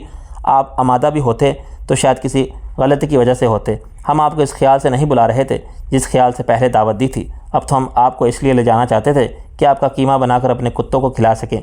मकसद के लिए हमें आप जैसे किसी सेहतमंद गधे की ज़रूरत थी। आपके कुत्ते गधों का कीमा खाते हैं? मैं मासूमियत और हैरत से कहा, अजीब खुरपसंद कुत्ते हैं। सानिया जंगले पर झुकते हुए बोली, मिस्टर चौधरी, हमें पहले पता था कि आप एक बड़े बिजनेसमैन होने के साथ साथ एक सरकारी दरबारी किस्म की चीज़ हैं, कोई बहुत आला और ऊंचे दर्जे का टाउट किस्म की मखलूक। आपकी जड़ें कहीं ना कहीं जाकर किसी गली सड़ी जड़ों के साथ गुडमिड हो रही हैं। इसलिए हमने फुर्सत में आपको समंदर में गर्क करने की कोशिश की थी। आप बड़ी ढीठ चीज़ हैं। पीछे पीछे चले आए। मैंने सोचा वो अमेरिका पलट तितलियां अगर अच्छी खासी बामहावरा उर्दू बोलने और समझने पर तुली हुई थी तो इन्हें थोड़ी बहुत तरमीम के साथ चचा गालिब का एक शेर सुनाने में कोई हर्ज नहीं। मैंने पहले से ज़्यादा गमनाक लहजे में कहा, होए ना मर के हम जो रुस्वा हुए क्यों ना गर के दरिया, ना कहीं जनाजा उठता ना कहीं मिज़ार होता। शेर ज़रा वज़न से गिर गया, लेकिन हाल के ऐन मुताबिक है। जनाजा तो आपका अब भी नहीं उठेगा और ना ही कहीं मिज़ार होगा। तानिया जल कर बोली, आपकी तो बोटियां हवा में उड़ेंगी और चील कौवे इन्हें खाएंगे। चीथड़े शायद 2 जुड़वा बिल्लियों के हिस्से में आए। मैंने आप भर कर कहा। नफीस साहब इस दौरान हैरानी से कभी मेरी तरफ और कभी लड़कियों की तरफ देख रहे थे। आखिरकार इनकी कुव्वत बर्दाश्त जवाब देगी। वो पाँव पटक कर चिल्ला उठे, अफजल, ये क्या बकवास है? तुम तो हर जगह बेतुकी हाँकते बैठ जाते हो। हद हो गई, अब शेर भी पड़े जा रहे हैं। नफीस साहब बेशक दुबले पतले आदमी थे, लेकिन इनकी शख्सियत में एक ख़ास किस्म का रौब था। ख़ुसूसन जब वो किसी बात पर बरहम होकर गरज उठते थे तो कम अज़ कम एक लम्हे के लिए तो बड़ी बड़ी तोप चीज़ें खामोश हो जाती थीं। मैंने बज़ाहिर ज़रा सहम कर तानिया और सानिया की तरफ देखते हुए कहा, देखा, मैंने कहा था ना कि बुज़ुर्ग साथ हैं और ये हल्की फुल्की खराफात का भी बुरा मनाते थे। दूसरी तरफ से राहिला मुझे कोहनी मारकर घुटी घुटी सी आवाज़ में बोली, कितना शौक है तुम्हें ऐसी लफंगी किस्म की लड़कियों से बेइज्जती कराने का। मैं इसकी मर्दम शनासी या यूँ कहिए कि लड़की शनासी पर हैरान हुए बगैर न रह सका। इसने पहली नज़र में ही देख लिया था कि लड़कियां लफंगी थी। सानिया जंगले पर ज़रा झुकते हुए बकौर राहिला की तरफ देखकर बोली, ये नकाबपोश हसीना कौन है? हसीना ये पहले थी, अब सिर्फ नकाबपोश हैं, मैंने जल्दी से कहा। राहिला की गर्दन मेरी तरफ घूम गई। इसकी आंखों पर तारीक चश्मा था, लेकिन मैं इन आंखों में नाचती हुई गज़ब गज़ब की परछाइयाँ देख सकता था। अगर इस वक्त नफीस साहब साथ ना होते तो शायद वो अपनी गन का बट तो मुझे रसीद कर ही देती। इसे गुस्सा दिलाकर मुझे बड़ा लुत्फ़ आता था। शफ़ी शाह और दूसरे अफराद इस दौरान घर की तलाशी लेने के लिए इधर उधर बिखर चुके थे। सिर्फ मैं, राहिला और नफीस साहब हाल में खड़े थे। मकान के असल रहायशी हिस्से से बाहर जाने का मरकज़ी रास्ता भी यही था। नफीस साहब ने दोनों लड़कियों की तरफ इशारा करते हुए तीखे लहजे में मुझसे पूछा, ये दोनों कासिम बिजली की बेटियाँ हैं? दावा तो कासिम बिजली का यही है, मैंने सादगी से जवाब दिया। नफीस साहब बराह रास्त इनसे मुखातिब हुए, लड़कियों तुम्हारा बाप कहाँ है? दोनों ने एक दूसरे की तरफ देखा। वो ज़रा भी खौफज़दा नहीं थी। तानिया बेनियाजी से कंधे उचका कर बोली, कम अज़ कम यहाँ तो नहीं है जहाँ आप इन्हें तलाश कर रहे हैं। तो फिर कहाँ हैं? नफीस साहब ने तहम्मुल से पूछा। इनकी नीली आंखें इस वक्त सुलगती सी महसूस हो रही थी। इन्हें यकीनन कदम कदम पर एहानत का एहसास हो रहा था, लेकिन वो हद्दुल इम्कान तहम्मुल और दरगुजर से काम ले रहे थे। हम बेचारियाँ भला क्या कह सकती हैं? इस बार सानिया ने जवाब दिया, वो मर्ज़ी के मालिक हैं, इनका जब और जहाँ दिल चाहे चले जाते हैं। हो सकता है वो इस वक्त कराची में हो सकता है इंग्लैंड, फ्रांस या स्टेट्स रवाना हो चुके हों। मैं एक गहरी सांस लेकर रह गया। मुझे पहले ही अंदेशा था कि कासिम बिजली हमें घर पर नहीं मिल सकेगा। इसकी इन्फॉर्मेशन सर्विस यकीनन खुफिया एजेंसियों से भी ज़्यादा तेज़ थी। इसे बर वक्त इतला मिल चुकी थी कि समंदर में गड़बड़ हुई थी और प्रिंसेस धमाके से उड़ चुकी थी। इसे अंदाज़ा हो गया होगा कि तख्ता उलट चुका था। इसके पास सिर्फ वसाइल नहीं थे, वो बिलाशुबा एक खुशकिस्मत इंसान भी था। इसकी पहली खुशकिस्मती तो यही थी कि वो खुद इस वक्त प्रिंसेस पर मौजूद नहीं था जब वो धमाके से तबाह हुई। नफीस साहब अपनी जैकेट की बड़ी सी जेब से मोबाइल फ़ोन निकालते हुए बोले, लड़कियों, तुम्हारा बाप इस जजीरे पर हो सकता है, कराची में हो सकता है, लेकिन इतनी जल्दी वो इंग्लैंड, फ्रांस या स्टेट्स रवाना नहीं हो सकता। इन्होंने फ़ोन पर कोई नंबर पंच किया और सिलसिला मिलने पर बोले, नफीस स्पीकिंग, ज़्यादा इम्कान यही है कि वो घर पर मौजूद नहीं है। अभी तलाशी मुकम्मल नहीं हुई। बहरहाल तुम जजीरे से कराची की तरफ जाने वाले खुशकी के रास्ते की निगरानी करो, कराची से बाहर जाने वाले रास्तों की निगरानी कराओ और एयरपोर्ट को खंगालो। अगर अभी किसी जहाज़ में ना बैठा हो तो लेकिन एयरपोर्ट में मौजूद हो तो इसे फ़ौरन गिरफ़्तार कर लो। वो मुल्क से तो क्या, शहर से भी बाहर ना जाने पाए, समझे? इन्होंने फ़ोन बंद करके जेब में रख लिया। तानिया और सानिया ने एक बार फिर एक दूसरे की तरफ देखा। इनके चेहरों पर अब भी तशवीश के कोई आसार नहीं थे। तानिया हमवार लहजे में बोली, इससे पहले भी कई बार डैडी को मुल्क से बाहर जाने से रोकने की कोशिश हुई थी। बड़ी भागदौड़ हुई, टेलीफोनों पर बड़े अहकाम जारी हुए, लेकिन डैडी अगर ज़रूरत महसूस करते तो वह ज़रूर निकल जाते हैं। शायद वो किसी की नज़र में नहीं आते। इनके पास अलादीन का चिराग है। नफीस साहब धीमे लहजे में बोले, अंग्रेज़ी में बोले, मुझे मालूम है अलादीन के इस चिराग का दूसरा नाम दौलत, असर रसूख और सही जगहों पर राब्ता है, लेकिन मैं तुम्हें यकीन दिलाता हूँ कि इस बार ये चिराग इसके काम नहीं आएगा, क्योंकि मामला स्मगलिंग वगैरह से कहीं संगीन है। स्मगलिंग वगैरह? दोनों लड़कियों ने फटी फटी आंखों से एक दूसरे की तरफ देखकर हैरत की नहायत उम्दा अदाकारी की। डियर सर, क्या आप ये लफ्ज़ हमारे डैडी के लिए इस्तेमाल कर रहे हैं? सानिया ने सवाल किया। नहीं, अपने डैडी के लिए, जिनके इंतकाल को 13 बरस गुजर चुके हैं। नफीस साहब जलकर बोले, चलें फिर तो ठीक है। सानिया तमानियत से सर हिलाते हुए बोली, लेकिन अगर आप ये अल्फाज मेरे डैडी के बारे में इस्तेमाल करते तो हम दोनों बहनें बहुत ज़्यादा बुरा मनाती। हमारे डैडी एक बहुत बड़े और बहुत मुअज़्ज़ज़ बिजनेसमैन हैं। इस मुल्क की हालत में जिन लोगों की वजह से दिन ब दिन पतली होती जा रही है, इनमें एक टोला तुम्हारे डैडी जैसे बड़े और मुअज़्ज़ज़ कारोबारी लोगों का भी है। नफीस साहब गहरी सांस लेकर बोले, बहरहाल कभी ना कभी हर किस्म के बुरे लोगों पर भी कोई ना कोई बुरा वक्त आता ही है। मेरा ख्याल है तुम्हारे डैडी का भी बुरा वक्त आ गया है। हम इन्हें कहीं ना कहीं से ढूंढ निकालेंगे। ये तो दिन चढ़े पता चलेगा कि बुरा वक्त किस पर आया है, जब वकीलों का एक पैनल आला अदालत में कानूनी चाराजोई शुरू करेगा और कई महकमों में चंद बड़े वजीरों के टेलीफोन मसूल होना शुरू होंगे। तानिया बोली। नफीस साहब तकलीफ के से आलम में हंसने लगे, फिर बोले, हमारे यहाँ अक्सर बड़े खबीसों के बच निकलने का फार्मूला यही है, लेकिन काश मैं किसी तरह तुम्हें यकीन दिला सकता कि इस मरतबा ये फार्मूला नहीं चलेगा।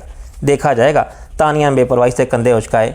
इन्हें मालूम नहीं था कि नफीस साहब कौन थे, इनका मकाम क्या था और इख्तियारात क्या थे। इन्होंने जानने की कोशिश भी नहीं की थी और गालिबन फ़र्ज़ कर लिया था कि वो कोस्ट गार्ड, कस्टम या CID जैसे किसी महकमे के कोई अफसर होंगे, और वो भी दरमियाने दर्जे के। नफीस साहब राहिला से मुखातिब हुए, तुम दोनों लड़कियों पर नज़र रखो, हो सकता है इन्हें भी तफ्तीश में शामिल करना। मैं और अफजल तलाशी लेने वालों के हाथ बटाते हैं, जल्दी फारिग हो सकें। राहिला ने इस बात में सर हिलाया और नफीस साहब ने बढ़ने का इशारा करते हुए बोले, चलो कुछ रहनुमाई करो, घर देखा हुआ होगा। मेरा ज़्यादा वक्त घर के बजाय घर वालों को देखने में सरफ हुआ है। मैंने कहा, बहरहाल अब घर को भी देख लेते हैं।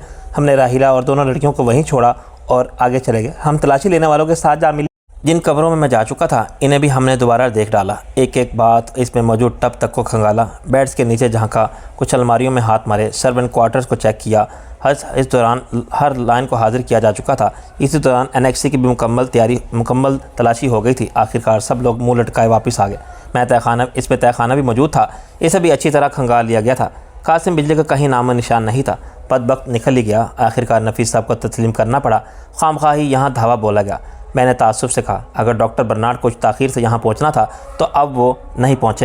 मालूम नहीं अब वो हमारे हाथ आएगा भी या नहीं। अगर कासिम बिजली हाथ आ गया तो शायद डॉक्टर बर्नार्ड भी हाथ आ जाए, बल्कि शायद रेड डॉट के कुछ और बचे कुछ लोग भी हाथ आ जाएंगे। नफीस साहब ने गोया मेरी उम्मीद बंधाई। फिर इन्होंने सलाम किया। हमने इस्लामाबाद होटल से 3 गैर मुल्कियों पर पकड़ा है। इनका रेड डॉट से कोई गहरा ताल्लुक़ साबित नहीं हो रहा। वो बस इसी तरह के कंसल्टेंट थे। भारी मुआवजा पर वक्तन कुछ फ़राइज़ अंजाम दिया करते थे, लेकिन इन्हें रेड डॉट के असल सेटअप के बारे में, इसके मकासद वगैरह के बारे में ज़्यादा इल्म नहीं था। इस ख्याल में ये भी शायद CIA या अनजहानी के GB वगैरह कोई खुफिया एजेंसी थी। हम वापस हाल में आए तो देखा वहाँ राहिला अकेली खड़ी, तानी और सानिया कहीं नज़र नहीं आ रही थी। नफीस साहब ज़रा घबरा कर बोले, लड़कियाँ कहाँ हैं? मैंने इन्हें इस कमरे में लिटा दिया है। राहिला ने सामने एक बंद दरवाजे की तरफ इशारा करते हुए कहा। मैंने और नफीस साहब ने जल्दी से जाकर इस कमरे में झांका। तानी और सानिया वाकई एक बेड पर पास चित लेटी थी और इनकी आंखें बंद थीं। नफीस साहब हिचकिचाहट अंदाज में इनके करीब जाते हुए ज़रा हैरत से बोले, ये वाकई सो गई? इनका सोने का प्रोग्राम तो नहीं था, सुलाना पड़ा। राहिला बेनियाजी से बोली, मैंने इन्हें थोड़ी सी ख्वाबावर दवा दी है। क्या मतलब? नफीस साहब ने पलट कर इसे घूरा, लेकिन मैं इसका मतलब बखूबी समझ गया था। मुझे पहले ही अंदेशा था कि हमारी अदम मौजूदगी में कोई ना कोई गड़बड़ ज़रूर होगी। मैंने इन दोनों की कनपट्टी पर कराटे का एक हल्का फुल्का हाथ रसीद किया। राहिला ने नहायत इत्मीनान से बताया, क्योंकि इनकी ज़ुबान किसी तरह रुकने में नहीं आ रही थी। आपकी मौजूदगी में तो ये फिर भी कुछ माकूल किस्म की गुफ्तगू कर रही थी। आपके जाने के बाद तो इन्होंने बहुत ही बेहुदा किस्म की बातें शुरू कर दी। मसलन मैंने मासूमियत से पूछा। राहिला मेरी तरफ घूमी। इसका चेहरा अब भी मुकम्मल तौर पर छुपा हुआ था, लेकिन मुझे अंदाज़ा था कि इसकी आंखें शोले बरसा रही थी। वह दांत पीसकर बोली, तुम्हारे ही बारे में सबसे ज़्यादा बकवास कर रही थी और मुझसे भी तुम्हारे बारे में कुछ ऐसे सवालात शुरू कर दिए थे जिन्हें मैं सुनना भी गवारा नहीं कर सकती थी। तुम गो के इनके बाप को पकड़वाने आए थे, इसके बावजूद तुम्हारी तरफ से इनका दिल मैला नहीं है। लगता है यकदम ही तुम्हें बहुत पसंद करने लगी हैं, लेकिन इनकी पसंदीदगी के पैमाने ज़रा मुख्तलिफ़ किस्म के हैं। मैं नफीस साहब की तरफ देखकर सर खुजाने लगा। नफीस साहब ज़रा अनजान भरकर तानिया और सानिया पर झुककर इनकी नब्ज़ देखते हुए बोले, फिर भी तुम्हें इन लड़कियों के साथ इस किस्म का सलूक नहीं करना चाहिए था। ये बड़ी फसादी किस्म की लड़कियां मालूम होती हैं। ऐसी ही लड़कियां तो बात का बतंगड़ बना देती हैं और अच्छे भले महकमों की नेक नामी पर भी हर्फ आ जाता है। इन्हें आप लड़कियां कह रहे हैं? राहिला जारहाना लहजे में बोली, मेरे ख्याल में तो ये गंदगी के 2 ढेर हैं। एक ख़ास किस्म की जुनूनी लगती है। इन्हें इलाज के लिए किसी नफ्सियाती हॉस्पिटल में दाखिल कराना चाहिए। जिस किस्म के माहौल में और जिस किस्म की दौलत से इन्होंने परवरिश पाई है, इसमें यह कोई ताज्जुब की बात नहीं। नफीस साहब बेड के करीब से हटते हुए बोले, अफजल बता रहा था कि इनका ज़्यादा वक्त स्टेटस में गुजारा है। स्टेटस में तो मैं भी रह कर आई हूँ। मैं और मेरा भाई बचपन में वहाँ चले गए थे। उम्र का 16वां साल मुझे स्टेटस में ही लगा है। उम्र के चंद इंतहाई ख़तरनाक साल मैंने वहाँ गुजारे थे, लेकिन ऐसी बातों को तो मैंने तस्वुर भी नहीं किया। जिस तरह इंसानों की शक्लें एक दूसरे से नहीं मिलती, इसी तरह सोचें और किरदार भी एक दूसरे से नहीं मिलते। बहरहाल ये दुनिया है और दुनिया में हर रंग हर ढंग का इंसान मौजूद है। नफीस साहब मुस्कुराए। मैंने एक नज़र तानिया सानिया की तरफ और एक नज़र राहिला की तरफ देखकर कहा, इनमें ज़रा और तरह का मैन्युफैक्चरिंग फ़ॉल्ट है। तुम में ज़रा और तरह का मैन्युफैक्चरिंग फ़ॉल्ट है। तुम अपनी चोंच बंद रखो वरना खोपड़ी तोड़ दूंगी। राहिला गन ऊंची करते हुए बोली, तुम पर तो मुझे सबसे ज़्यादा गुस्सा आ रहा है। काश मैं मोटा सा एक डंडा लेकर तुम्हारी हड्डी पसली एक कर सकती। खुदाया तेरा लाख लाख शुक्र है कि मैं इस वक्त अकेला नहीं हूँ। मैंने आसमान की तरफ हाथ उठाकर कहा, वरना मैं तो अपना दिफा भी नहीं कर सकता था। मुझ में तो इस वक्त सिर्फ इतनी जान है कि चल फिर रहा हूँ। मौका मैसर होता तो मैं तुम में इतनी जान भी ना छोड़ती। हफ्ते 10 दिन के लिए तो तुम्हें बिस्तर पर लिटा देती। राहिला दांत कचकचा कर बोली। मैंने नफीस साहब की तरफ देखकर ठंडी सांस लेते हुए पूछा, आपने इससे पहले इतनी जलाली लड़की देखी थी? नफीस साहब दरवाजे की तरफ बढ़ते हुए बोले, तुम दोनों अपनी बकवास बंद करो और मेरे साथ आओ। हमने तानिया और सानिया को इसी कमरे में लेटे छोड़ दिया। हमें उम्मीद थी कि नौकर इन्हें संभाल लेंगे। इन्हें कोई ख़ास गज़न नहीं पहुंची थी। हम बाहर आ गए। हमारे साथी लॉन पर जमा थे। कासिम बिजली के मुसल्लम मुहाफ़िज़ वगैरह बरूनी दीवार के करीब खड़े थे और किना नज़रों से हमारी तरफ देख रहे थे।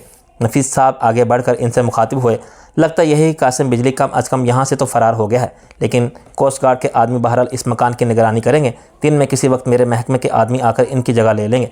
हम जब तक मुनासिब समझेंगे मकान को अंडर ऑब्जर्वेशन रखेंगे। तुम में से कोई बदमाशी दिखाने की कोशिश ना करे, वरना नताइज का ज़िम्मेदार वो खुद होगा। नफीस साहब ने एक लम्हे तौक़ुफ़ किया। कोई कुछ ना बोला। नफीस साहब ने कोस्ट गार्ड के आदमियों को हिदायत दी, फिर फ़ोन करके अपने लिए गाड़ी तलब की। हम बाहर आ गए। हम सब गाड़ी के इंतज़ार में खड़े थे तो नफीस साहब ने मुझसे पूछा, तुम्हारा क्या प्रोग्राम है?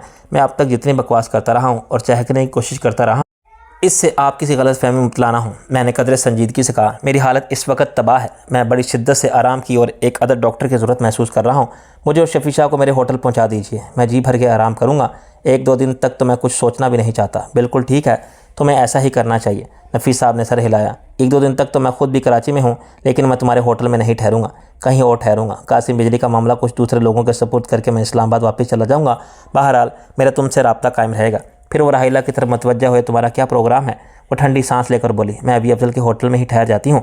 शायद इसके करीब रहकर मुझे तीमारदारी के बहाने इसे जहर देने का मौका मिल जाए। नफीस साहब मुस्कुराए और घड़ी देखते हुए बोले, ठीक है, फिर हम लोग 1-2 दिन बाद ही एक दूसरे से बात करके आइंदा का कोई मुश्तरका प्रोग्राम तय करेंगे।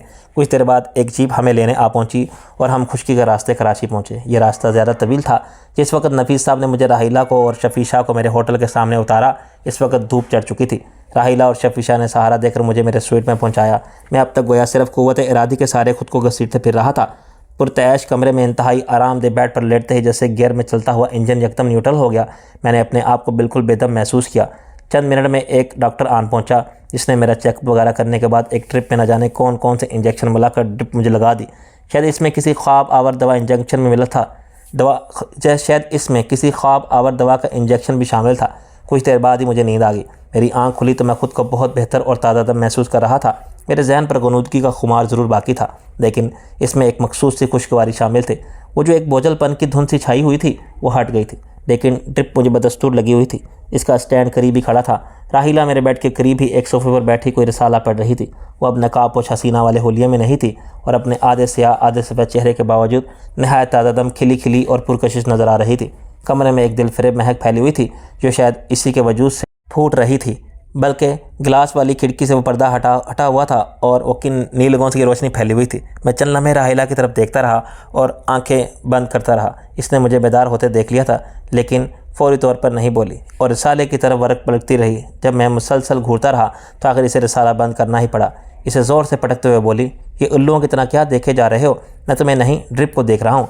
मैंने इसे जवाब दिया, इस वक्त ड्रिप तुमसे ज़्यादा हसीन लग रही है। राहिला तरखम आमेज़ अंदाज में गहरी सांस लेकर रह गई। मैंने कदरे हैरत से कहा, ये ड्रिप अभी तक ख़त्म क्यों नहीं हुई? अहमक कहीं के, ये 5वीं ड्रिप है। राहिला बोली, तुम्हें एक ही ड्रिप लगी होती तो अब तक तुम भूख से ही मरे होते। मैं कितनी देर सोता रहा हूँ? पूरे 24 घंटे। राहिला ने जवाब दिया। फिर पूछा, तुम्हारी हालत पहले से बेहतर है या धक्का स्टार्ट ही हो? नहीं, अब मैं सेल्फ स्टार्ट हो गया हूँ। मेरा बायां बाजू वर्जिश के अंदाज में हिलाते हुए कहा। दूसरी ड्रिप लगी हुई थी। एक लम्हे के तवक्कुफ़ से मैंने पूछा, इन 24 घंटों के दौरान कासिम बिजली के बारे में कोई इतला नहीं आई? इसके बारे में तो इतला कल दोपहर ही आ गई थी। राहिला बोली, इसकी तो वही मिसाल हुई कि बच्चा बगल में ढंढोरा शहर में। नफीस साहब इसके लिए मालूम नहीं कहाँ कहाँ के दरवाजे बंद कराते फिर रहे थे, जबकि वो इस दौरान जजीरे पर ही था। क्या वाकई? मैंने बेयकीनी से पूछा। कहाँ से इसको पकड़ा गया? वो जजीरे के एक छप्पर रेस्टोरेंट के अकब में अपनी पेजारों में बिल्कुल तनहा मौजूद था। एक गार्ड भी इसके साथ था। राहिला ने बताया। इसने गिरफ्तारी देने में किसी किस्म की मज़ाहमत नहीं की? मैंने पूछा। बिल्कुल नहीं, वो मज़ाहमत करने की पोजीशन में ही नहीं था, क्योंकि इसकी खोपड़ी में एक गोली पेवस्त थी और इसे मरे हुए कई घंटे गुजर चुके थे। राहिला ने इत्मीनान से बताया। मैं गर्दन टेढ़ी किए राहिला की तरफ देखता रह गया। मुझे यकीन नहीं आ रहा था कि कासिम बिजली मर चुका था। वो एक ताकतवर आदमी, वो एक तरह से अपने जजीरे का बेताज बादशाह था। वहाँ के रहने वाले अभी तक नीम कबायली तर्ज ज़िंदगी के आदी थे और कासिम बिजली गोया इनका गैर रस्मी सा सरदार था। इस हैसियत से कतई नज़र भी इसके पास कई तरह की ताकत थी। दौलत की ताकत थी, असर और रसूख की ताकत थी। रेड डॉट जैसी तंजीम का तावन इसे हासिल था। इनके अलावा भी न जाने कैसे कैसे लोगों के साथ इसके राब्ते रहे होंगे। मुसल्लह मुहाफ़िज़ों की एक जंजीर इसे हर वक्त अपने हल्के में रखती थी। इसके बावजूद वो यूँ खामोशी से जजीरे पर ही मारा गया था कि हमें वहाँ होते हुए भी कानो कान खबर नहीं हुई थी। ये बड़ा इबरत का मकाम था। फिर मुझे ख्याल आया कि इस किस्म के कई इबरत अंगेज़ मोड़ मेरी ज़िंदगी में पहले भी आ चुके थे। यह तो बहुत बुरा हुआ। मैंने अपने ख्यालात से चूकते हुए कहा। यानी एक बुरा आदमी अपने इंजाम को पहुँच गया तो ये तुम्हारे ख्याल में बहुत बुरा हुआ? राहिला चुपते हुए लहजे में बोली। नहीं, ये बात नहीं है। मैंने ठंडी सांस लेकर कहा। मुझे तो खुद अपने हाथों से इस बुरे आदमी की गर्दन मरोड़ने की तमन्ना थी, लेकिन अफसोस इस बात का है कि अक्सर बुरे लोग हमें कोई ख़ास काम की बात बताए बगैर ही इस दुनिया से रुखसत हो जाते हैं।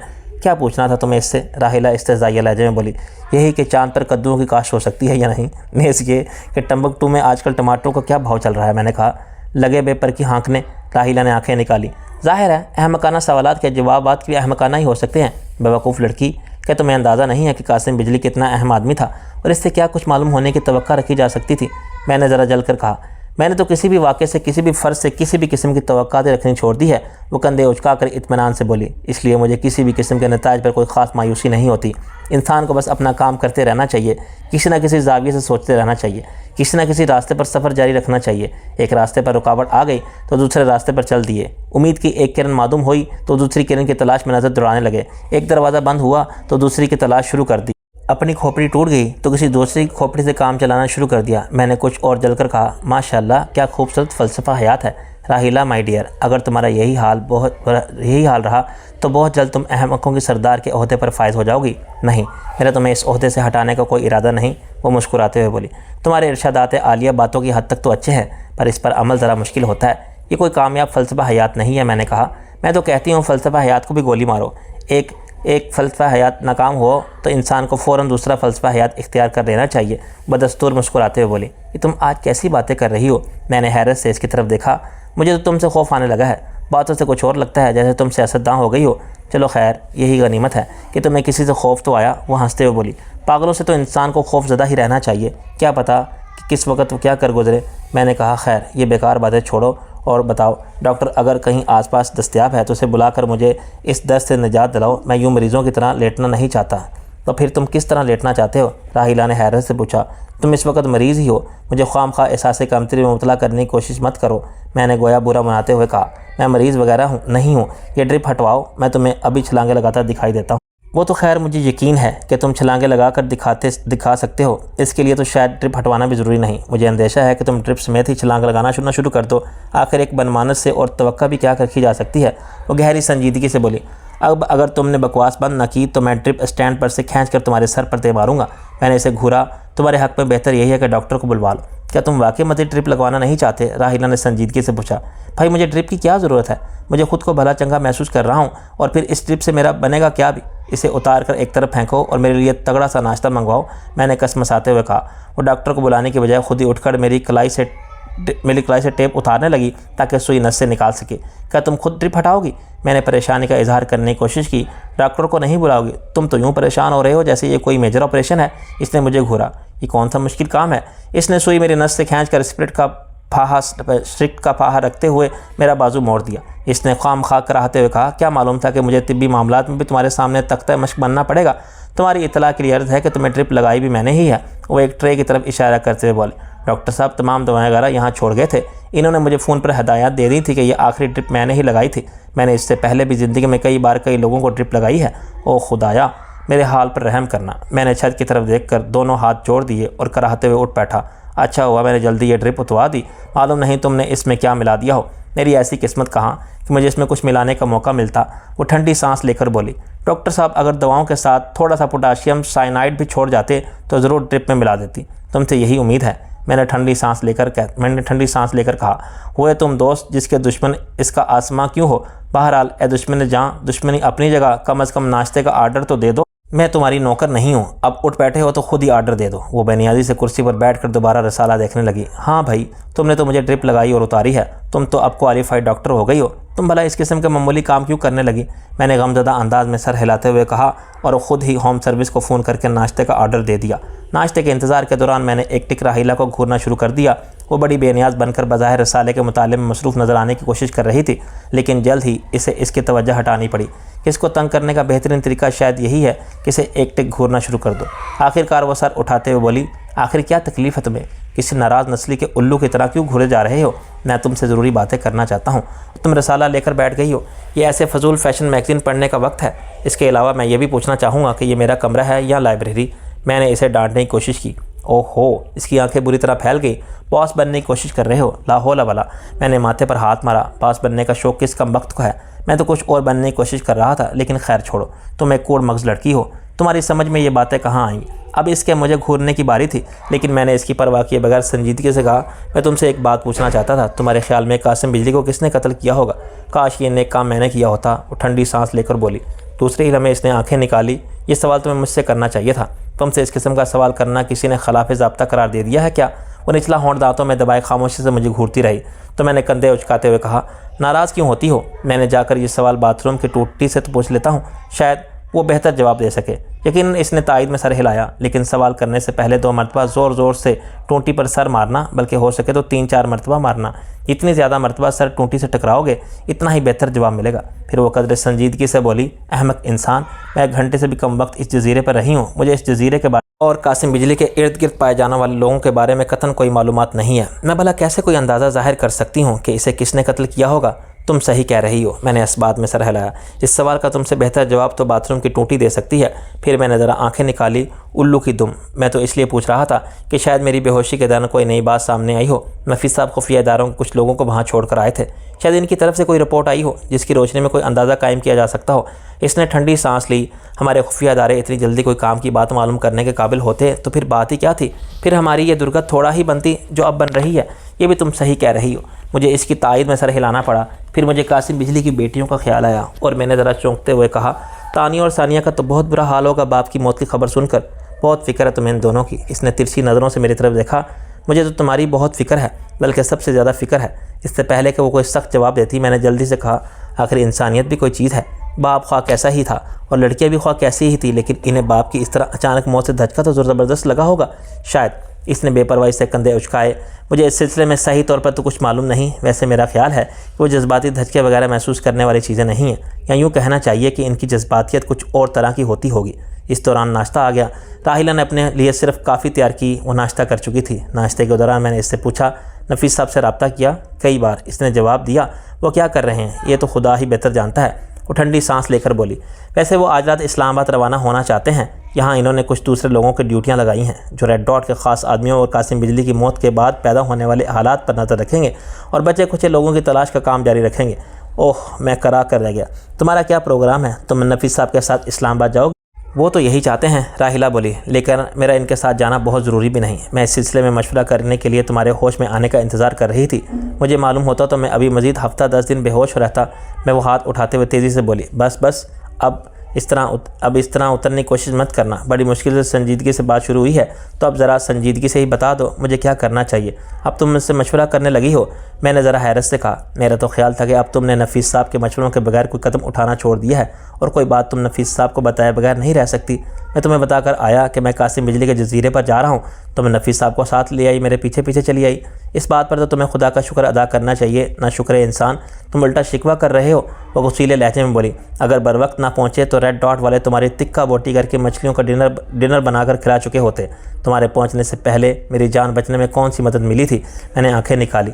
मुझे खुद ही तन बतकदीर होकर मोटर बोट से समंदर में लड़कना पड़ा और जब मैं बेजान सी हालत में डूब चुका था तो शबी शाह ने आकर मुझे निकाला, जो इत्तफाकन मुझे तलाश करने में कामयाब हो गया था। इसमें तुम लोगों का क्या कमाल होगा? इस मुहिम को तमाम तर कामयाबी का सेहरा शफी शाह के सर है। चलो तुम इसके सर सहरा बांध लो, मेहंदी की रस्म कर लो और उसको गले लगा लो, लेकिन मुझसे यूं शोकरों की तरह मत लड़ो। हमसे गलती हो गई जो हम तुम्हारी फ़िक्र में भागे चले आए। आइंदा तुम किसी गड्ढे में गिरोगे तो मैं पीछे से आकर एक लात रसीद करूँगी और तुम्हारे काम आसान कर दूँगी। लात टूट जाएगी। मैंने ख़बरदार किया। अच्छा, अब बकवास ही किए जाओगे या मेरे असल सवाल का जवाब भी दोगे?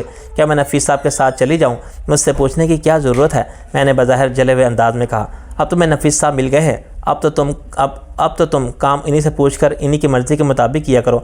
अब तुमने बुज़ुर्गों को भी रकीब समझना शुरू कर दिया है। मैंने हैरत से कहा, वो इतने बुज़ुर्ग भी नहीं हैं। अभी तो इनकी रिटायरमेंट में भी 3-4 साल बाकी हैं, जबकि मैंने तो बात बुज़ुर्गों के रिटायरमेंट के बाद भी दूसरी, तीसरी या चौथी शादी करते देखा। इसने मुतलाशी नज़रों से इधर उधर देखा। इफ़ी, अब मैं वाकई कुछ उठाकर तुम्हारी खोपड़ी पर दे मारूंगी और खामखा वो सारा भूसा कमरे में बिखर जाएगा जो इस खोपड़ी में भरा हुआ है। वो ठंडी सांस लेकर बोली। एक लम्हे की खामोशी के बाद मैंने संजीदगी से कहा, दरअसल मेरी ज़ुबान इस वक्त तुम्हारे साथ बकवास बाजी में मसरूफ़ थी, लेकिन मेरा जहन किसी और ट्रैक पर चल रहा था। मैं यही फ़ैसला करने की कोशिश कर रहा था कि तुम्हें क्या मशवरा दिया जाए। वो तो मुझे मालूम है कि जब तुम्हारी ज़ुबान कैंची की तरह चल रही होती है तो अमूमन तुम्हारा जहन किसी और ट्रैक पर लड़क रहा होता है। इस लिहाज से भी तुम बड़ी अजूबा रोज़गार किस्म की चीज़ हो। मेरा बस चलता तो तुम्हें ज़िंदा ही हानूत करवा के किसी अजायब घर में रखवा देती। मैं अब भी अजायब घर में ही हूँ। मैंने नाश्ते का सफाया जारी रखते हुए जवाब दिया। ये दुनिया क्या किसी अजायब घर से कम है? ये बजाय खुद एक बेकरां किस्म का अजायब घर है। इससे पहले कि मैं फ़लसफ़े के ट्रैक पर ज़्यादा दूर तक लड़क जाऊँ तो मैं अपने गिरां कतर मशवरे से नवाज दिया जाएगा तो बेहतर है। दूसरे ही लम्हे मैंने गोया इरादा बदल दिया और कहा, लेकिन सवाल यह है कि तुम मेरे मशवरे पर चलने की बजाय खुद अपनी मर्ज़ी से ही कोई फ़ैसला क्यों नहीं कर रही? फ़ैसला तो मैं अपनी ही मर्ज़ी से करूँगी, वो इत्मीनान से बोली। वो तो मैं यूँ ही तुम्हारा और नफीस साहब जैसे आदमियों का दिल रखने के लिए मशवरा ले लेती हूँ। अब तुम पटरी से उतर रही हो। मैंने नाश्ते की ट्रे एक तरफ हटाते हुए और काफ़ी के बर्तनों की तरफ हाथ बढ़ाते हुए कहा। वो संजीदगी से बोली, दरअसल रेड डॉट का तो मेरे ख्याल में तकरीबन ख़ात्मा हो चुका है, इसलिए मैं अब नफीस साहब के साथ मज़ीद खिसटने पिटने की ज़्यादा ज़रूरत महसूस नहीं करती। मेरा ख्याल है फ़िलहाल तो तुम नफीस साहब के साथ इस्लामाबाद चली जाओ। वहाँ अगर कुछ मामलात बाकी हैं तो इन्हें निपटा कर अपने साथियों को इनके ठिकानों से वापसी बुलाकर नफीस साहब को मुतला करके लाहौर पहुँच जाओ। मैं भी चंद दिनों तक वहीं आ जाऊँगा। मुझे अपने कारोबार को भी देखना है और किसी अच्छी सी कंपनी को अपने घर के नए सिरे से तामीर का ठेका भी देना है। इसी तरह दर बदर कब तक फिरूँगा? तुम इतने दिन यहाँ क्या करोगे? इसने पूछा। मेरे ख्याल में भी रेड डॉट का सही मानों में ख़ात्मा नहीं हुआ। वो जो एक मुहावरा है ना कि हाथी निकल गया मगर दुम फंस गई, मेरे ख्याल में कुछ ऐसी ही सूरत हाल है। हाथी मर गया है मगर इसकी दुम जिंदा है। जिस तरह इंसान के जिस्म में किसी मोहलिक चीज़ एक आध टिशू भी सर्जरी के बाद बाकी रह जाए तो वो बीमारी लौट कर आ सकती है, इस तरह मुझे अंदेशा है कि रेड डॉट का एक आध शैतान भी यहाँ रह गया तो रेड डॉट दोबारा जन्म ले सकती है। ये कैंसर ओद कर आ सकता है। राहिला खामोश रही। मैंने कॉफ़ी का एक घूंट भर कर ये बात जारी रखी। सबसे ज़्यादा अफसोस तो मुझे इस बात का है कि डॉक्टर बर्नार्ड हाथ नहीं आया। मालूम नहीं वो कहाँ होगा। मैं कह चुकी हूँ कि तुम्हें मेरी वजह से डॉक्टर बर्नार्ड की फ़िक्र में मुबतला होने की ज़रूरत नहीं। मैं तो अब इस चेहरे के साथ ज़िंदगी गुजारने की आदी होती जा रही हूँ। राहिला बेपरवाही से बोली। तुम्हारा क्या है? तुम तो कह दोगी कि मैं बगैर चेहरे के भी गुजारा कर सकती हूँ, जिस तरह खोपड़ी में भेजे के बगैर गुजारा कर रही हो। लेकिन देखो ना, इंसान की खोपड़ी में भेजना हो तो ये बात कम अज़ कम इस वक्त तक तो छुपी रहती है कि जब तक वो ज़ुबान नहीं खोलता या कोई हरकत नहीं करता। लेकिन बाज़ लोग तो खामोश रहते हैं, तब भी अंदाज़ा हो जाता है कि इनकी खोपड़ी में भेजा नहीं है। तुम इसकी एक रोशन और ताबिंदा मिसाल हो। वो बज़ाहिर गहरी संजीदगी से बोली। फिर बकवास शुरू हो गई। मैंने आंखें निकाली।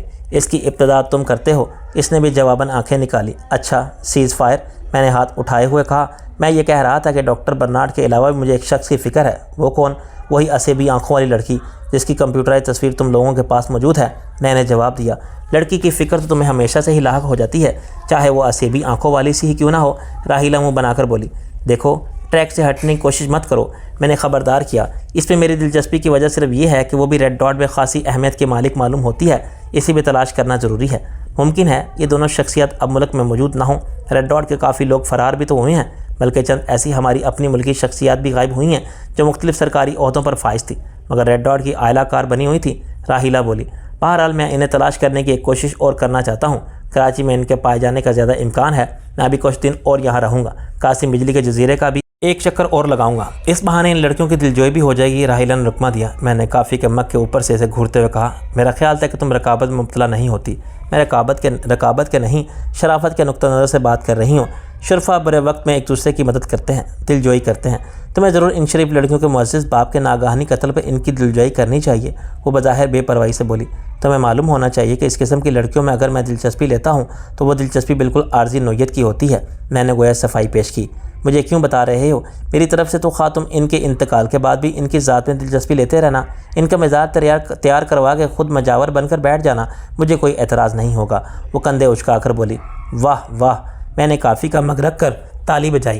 बेक वक्त बेनियाजी दिखाना और जल कर कबाब होना तो कोई तुमसे सीखे। कबाब होता है मेरा जोगर। इसने पाँव ज़रा ऊंचा करके जोगर मुझे दिखाया। वैसे एक बात ज़रा संजीदगी से बता दो कि इन लड़कियों के 2 सौतेले भाई भी आजकल मैं यूरोप में वापस पहुंचने वाले हैं। ये चारों बहन भाई गालिबन तुम्हें अपने बाप की मौत का जिम्मेदार समझ रहे हैं, इसलिए इनकी तरफ से ज़रा मोहतात रहना। ये मजाक नहीं है, मैं वाकई तुम्हें ख़बरदार कर रही हूँ। मैं भी संजीदगी से तुम्हारा शुक्रिया अदा कर रहा हूँ। मैंने कहा। वो काफ़ी का मग खाली करके तपाई पर रखते हुए बोली। तो मैं वाकई नफीस साहब के साथ इस्लामाबाद चली जाऊँ? हाँ यार, मैंने सोचते हुए कहा, लेकिन बस 2-4 दिन में मामलात वाइंड अप करके लाहौर पहुँच जाओ। रेड डॉट के सिलसिले में अगर कोई काम बाकी भी हो तो वो नफीस साहब ही के सपुर्द कर दो। वो जाने और इनके आदमी इतने ताकतवर इदारे और इनके अहकामात पर चल रहे हैं, इतनी मैन पावर है इनके साथ। अब इन्हें ही ये मामले संभालने दो। वैसे भी काम तो तकरीबन ख़त्म ही हो चुका है। हमारी अब ऐसी कोई ख़ास ज़रूरत नहीं रही। राहिला खामोश रही और बगौर मेरी तरफ देखती रही। मैंने सिलसिला कलाम जोड़ा। शफीशा यहीं मेरे साथ रहेगा। अगर मैं जल्द या देर यहाँ पहुँच सका तब भी तुम लाहौर पहुँचते सबसे पहले तो ज़रा बिज़नेस वगैरह को देखो। जहाँ तक तुम्हारी नाक़िसुल अक़ल के साथ वहाँ तक इससे काम लेने की कोशिश करना और देखना कि मेरी अदम मौजूदगी की वजह से बिज़नेस ज़्यादा बुरे हाल में तो नहीं है। मेरा फ़ोन पर तुमसे रब्ता रहेगा। फिर मैंने इसे लाहौर के एक बहुत बड़े आर्किटेक्ट का नाम बताते हुए कहा। अगर मुझे कुछ ज़्यादा दिन लग जाएँ तो वहाँ इन आर्किटेक्ट साहब से बात करके मकान के नक्शे की तैयारी भी शुरू कर देना। इन्हें साइट दिखा देना और बल्बा वहाँ से उठवाने का बंदोबस्त कर देना। मेरे आने तक तमाम मुतल्लिका लोगों से तुम्हें ही काम लेना होगा। अब हमें अपने नॉर्मल ज़िंदगी की तरफ वापस आने के लिए तेज़ी से काम शुरू करना होगा। नॉर्मल ज़िंदगी? राहिला दोनों हाथ मुंह पर रख कर इस्तेज़ाइया अंदाज में हंसने लगी। इसमें हंसने की क्या बात है यार? मैंने ऐसे घूरा। हम और नॉर्मल ज़िंदगी? वह हंसते हंसते एकदम संजीदा होकर ठंडी सांस लेते हुए बोली, तुम्हारी इस बात पर हंसी आ गई थी। मुझे नहीं लगता कि नॉर्मल ज़िंदगी हमारे नसीब में रह गई है। क्यों? हमने क्या कसूर किया है जो हम नॉर्मल ज़िंदगी नहीं गुजार सकते? मैंने खुफकी से कहा, नॉर्मल ज़िंदगी तो आजकल नॉर्मल इंसानों को नसीब नहीं हो रही। हम तो नॉर्मल इंसान ही नहीं रहे। हम भला नॉर्मल ज़िंदगी गुजारने की तवक्का कैसे रख सकते हैं? इसने तवील सांस ली। हम जैसे भी हैं ठीक ही हैं। मैंने सर झटक कर कहा, दिल ख़राब करने वाली बातें ज़्यादा मत किया करो, दिल खुश करने वाली बातें किया करो। आज शाम तो नफ़ीस साहब के साथ जा रही हो। अगर ये तुम्हारे लिए दिल खुश करने वाली बात है तो चली जाती हूँ। वो कंधे उचका कर बोली। मैं गलती से दोनों बातें एक सांस में कर बैठा। ये सवाल अलग था। अब खामखा ज़ुबान पकड़ने की कोशिश मत करो। मैंने इसे हल्की सी डांट पिलाई। तुम्हारी ज़ुबान भला कौन पकड़ सकता है? वो हंसते से बोली। बहरहाल मैं आज शाम जा रही हूँ और तुम्हारी हदायत पर अमल करने की कोशिश करूँगी। शुक्र है तुम्हारी ज़ुबान से ये तो निकला कि तुम किसी की हदायत पर अमल करने की कोशिश करोगी, वरना तुम पर तो अक्सर मुझे बागी गुरेली का गुमा गुजरता था। वो घड़ी देखते हुए बोली, नफीस साहब का फ़ोन अब तक आ जाना चाहिए था। मुझे इनको बताना पड़ेगा कि मैं इनके साथ चलने के लिए तैयार हूँ। खुश हो जाएंगे बेचारे। मैंने जल्दी से कहा। राहिला ने एक बार फिर खूनख्वार नज़रों से मुझे घूरा, लेकिन इससे पहले कि वो कुछ कहती, इसके मोबाइल फ़ोन की घंटी बज उठी।